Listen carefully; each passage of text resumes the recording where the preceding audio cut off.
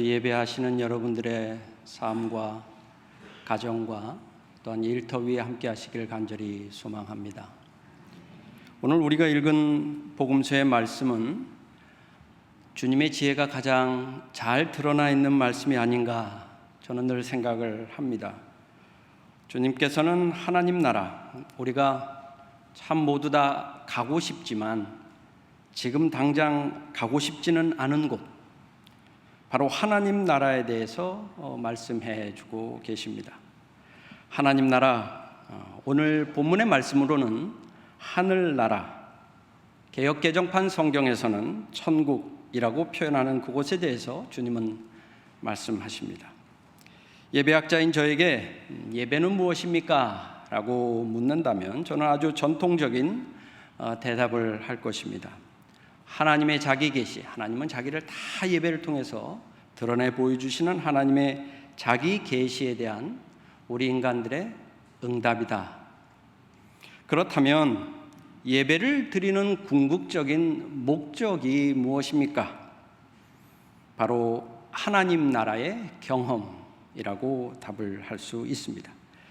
예배는 한없이 자비로우시며 인애하시며 또한 우리 주님께서 조건 없이 자신을 내어주시는 그 자리에 자신이 죄인임을 고백하며 예수 그리스도의 음성을 듣기 원하는 자들이 나와서 그 하나님을 만나는 그 사건이 예배입니다. 바로 그 자리가 바로 하나님의 나라가 임하는 곳입니다. 바로 오늘 이 시간이 거룩한 주님의 몸된 이 성전에서 예배하는 모든 여러 예배자들께서 이 예배를 통해서 하나님의 나라를 오롯이 경험하게 되시기를 간절히 소망합니다.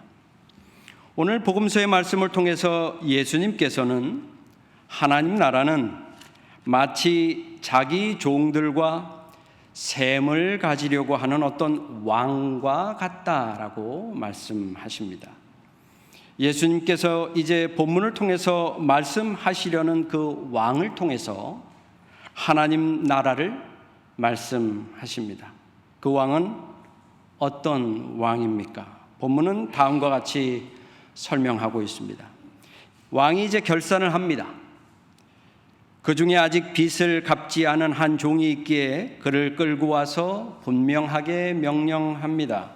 빚을 갚으라는 겁니다. 자신에게 속한 모든 소유를 다 팔아서라도 갚으라고 명령하고 있습니다. 심지어 당시에 관습에 따라서 아내와 자녀들도 다 노예로 팔아서라도 돈을 마련할 것을 명령했습니다. 종은 그 앞에 무릎을 꿇고 참아주십시오. 다 갚겠습니다. 애원했습니다. 28절 말씀이 참 중요한데요.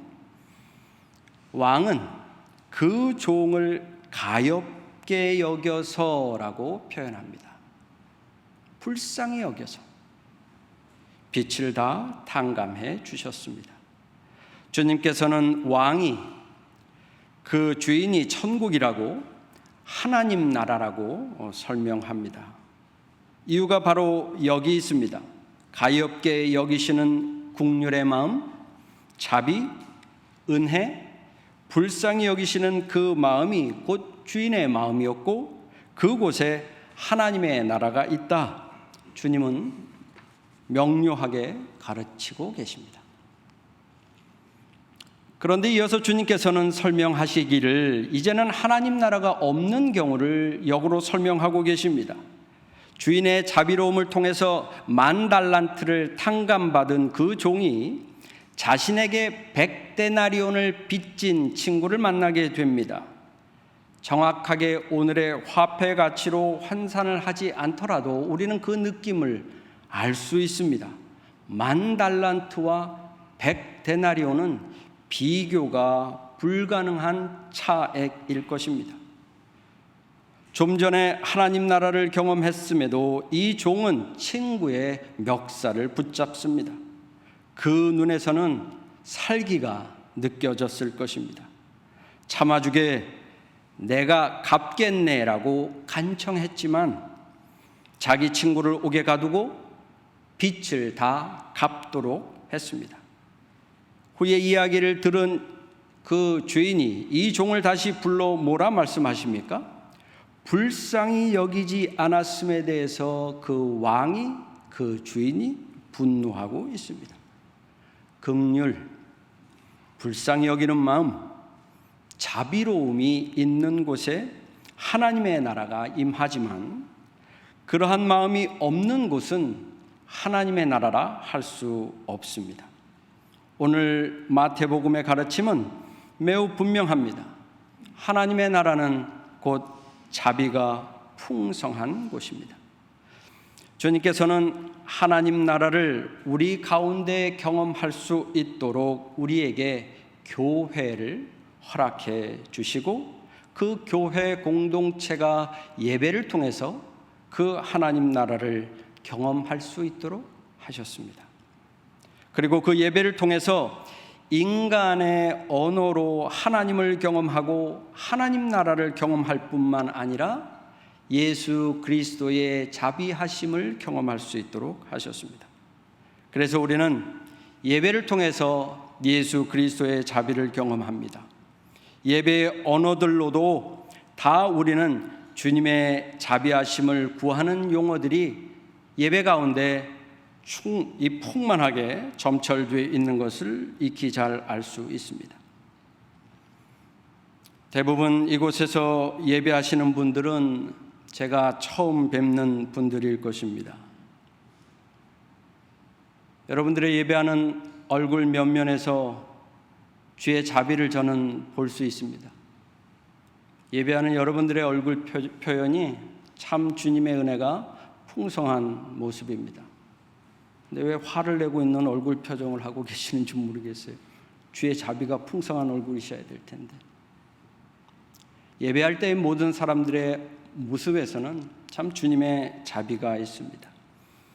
하지만 여러분들이 일상으로 돌아가서 삶을 살아갈 때에 여러분들의 삶 속에서는 그 자비하심, 주님의 자비하심이 얼마나 넉넉히 드리워지는지 제가 잘 알 수는 없습니다. 오늘 한없이 자비로우신, 용서가 넘치신 주님의 모습으로, 그 주인의 모습으로 여러분들은 살고 계십니까?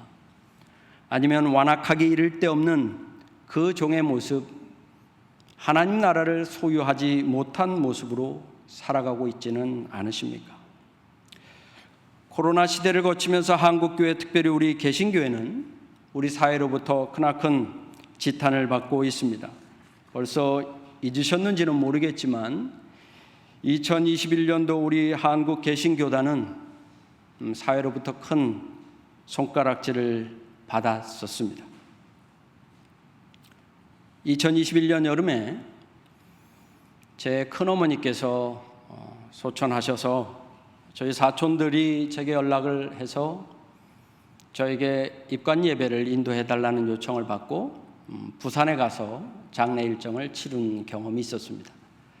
당시 우리 사회는 한 특정 교회를 중심으로 하는 광화문 집회로 인해서 우리 사회 언론은 한국 개신교에 대해서 대단히 비판의 목소리가 가해지고 있을 그 즈음이었습니다. 장례 일정을 다 마치고 택시를 타고 부산역으로 이동하고 있는 차 안에서 제가 경험한 사건입니다. 뉴스에서 한국교회에 대한 비판이 막 벌어지고 있는 그 즈음에 택시 기사님께서 기독교인들이 참 문제예요. 거기까지는 들을만 했습니다.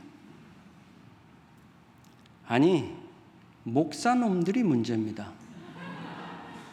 제가 깜짝 놀랐습니다. 그래서 저도 모르게 기사님께 죄송합니다 그랬어요. 그러자 기사분이 목사님이세요?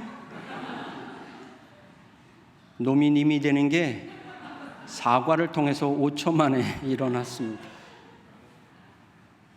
코로나 시대를 거치면서 우리 교회를 향한, 특별히 개신교 예배 공동체를 향한 가장 큰 위협이, 저는 교회 인원이 줄고 있는 그 현실보다 오늘날 우리 사회가 우리 교회 공동체를 향한 시선이 하나님 나라를 보고 있는 시선이 아닌 것 같기에 제 마음속에는 더 불편함이 큽니다.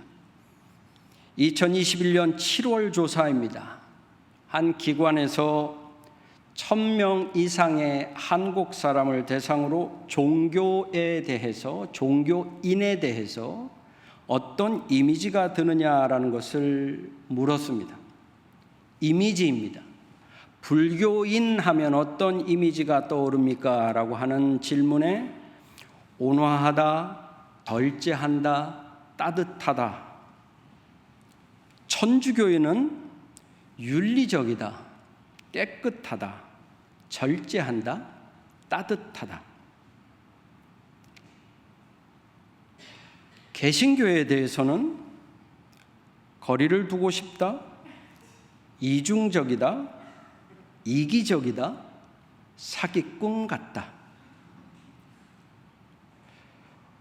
우리 사회에서 우리 특별히 개신교인을 향해 보는 마음이 오늘 우리가 읽은 1만 달란트를 탕감받았지만 100데나리온을 빚진 친구에게 분노했던 이중적이고 이기적이고 거리를 두고 싶은 그와 같은 사람으로 우리를 보는 모양입니다. 하나님 나라를 살아가고 있는 사람의 모습은 결코 아닐 것입니다. 도대체 어떻게 해야 우리 사회는 우리로 하여금 하나님 나라를 경험할 수 있을까요? 사도 바울은 오늘 우리가 읽은 로마서의 말씀을 통해서 하나님 나라를 살아가는 자녀들이 지녀야 할 지혜에 관해서 다음의 두 단어로 설명합니다. 3절의 말씀입니다. 먹는 사람은 먹지 않는 사람을 업신여기지 말고 먹지 않는 사람은 먹는 사람을 비판하지 마십시오.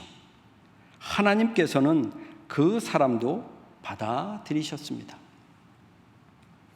이 본문의 말씀을 좀 쉽게 풀어서 설명을 드리면 힘이 있고 강한 사람은 힘이 없는 약자를 업신여기지 말 것이고 약하고 힘이 없는 자는 강한 자들을 향해서 비판을 하거나 판단을 하지 말라는 말씀입니다. 이유는 다 한 가지입니다. 하나님께서는 이 모든 사람들을 다 받아들이신다라는 이유입니다. 업신여긴다는 것과 판단하는 것을 하지 말라 명령합니다. 두 단어가 다른 것처럼 보이지만 자세히 들여다보면 이 두 단어는 동일하게 다가옵니다. 힘이 있는 자가 힘이 없는 자를 업신여기는 마음과 강하지 않는 자가 힘이 있는 자를 비판하는 것이 동일한 마음이라는 것입니다. 자기 중심의 생각입니다. 철저하게 자기를 중심에 놓고 기준 삼아서 하는 생각입니다. 하나님 나라에서는 찾아볼 수가 없는 마음입니다. 누군가를 업신여기면 안 되는데 제가 이 말씀, 주어진 본문의 말씀을 준비하면서 제게 반문해 보았습니다. 혜정아, 너는 누구를 업신여기느냐? 저는 제가 누구를 업신여기지 않는다고 생각을 했습니다. 그런데 갑자기 제 마음속에 한 생각이 딱 떠올랐습니다. 지금 제가 섬기고 있는 감리교 신학대학교에서는 한참 총장 선거가 진행되고 있습니다. 그러면서 어떤 사람이 이렇게 툭 떠오르는 거예요. 제가 그 사람에 대해서 어떤 생각을 가졌냐면 그 사람이 총장이 나간다고 이제 총장을 나가기 위해서 막 총장의 행보를 할 때 아이고, 지가 무슨 총장을 나가. 그런 생각을 품고 있고 실제 지금도 그런 마음이 있어요. 말씀을 준비하면서 회개했습니다. 또한 약한 자들은 비판하지 말라고 가르치고 있습니다. 판단하지 말라는 겁니다. 매우 상대적인 개념입니다마는 대부분 약자들에게서 보이는 행태입니다. 제가 판단하고 비판하는 경우는 대부분 가진 자, 권한이 있는 자들에 대해서 그런 마음을 품고 판단하게 되죠. 저 또한 판단하고 비판합니다. 대부분 정치인들을 향해서 그런 마음을 품어보게 됩니다. 심지어는 아이고 내가 해도 너보다 낫겠다 라는 생각으로 정치인들의 행보를 지켜보는데, 이 두 마음에는 정말로 공통적인 것이 있다라는 거예요. 자기중심으로 생각하는 것입니다. 철저하게 자기가 중심에 있습니다. 하나님 나라에 속할 수 없는 마음입니다. 주님이 기뻐하시는 마음이 아니라는 것은 분명합니다. 로마서의 배경에서 우리가 잘 알고 계시겠지만 로마 교회를 향한 사도 바울의 마음을 분명히 알 수 있는 구절입니다. 교회 공동체가 주님의 몸된 거룩한 성전이 하나님의 나라를 경험해야 되는 그곳, 결코 분열될 수 없고 비판할 수 없고 업신여김이 있어서는 안 된다. 그래서 하나님 앞에 모두 다 인정받을 수 있도록 주의 몸된 공동체가 갈라져서는 안 된다라는 말씀입니다. 과연 우리 대학교에는 하나님의 나라가 경험되는 아름답고 복된 예배 공동체입니까? 지금 이곳에서 예배하는 여러분들의 그 모습으로 여러분들은 과연 여러분들 삶의 자리에서 살아가고 계십니까? 저는 한국교회가 공교회성을 회복하기 위한 가장 시급한 것은 바로 우리 먼저 교회에서 서로가 서로에게 주님의 나라를 발견할 수 있을 때 주께서 회복시켜 주시리라 믿습니다. 업신여김이 없고 판단하지 않고 서로를 받아주는 모습이야말로 교회가 가장 시급히 회복해야 할 교회의 모습일 것입니다.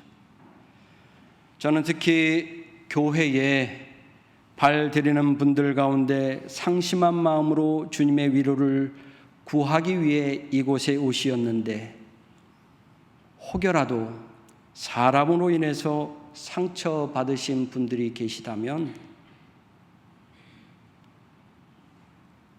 오히려 여러분들의 마음과 시선을 꼭 주님을 향하시고 주님을 통해서 주님의 나라를 여러분들의 마음속에 경험하시기를 간절히 소망합니다.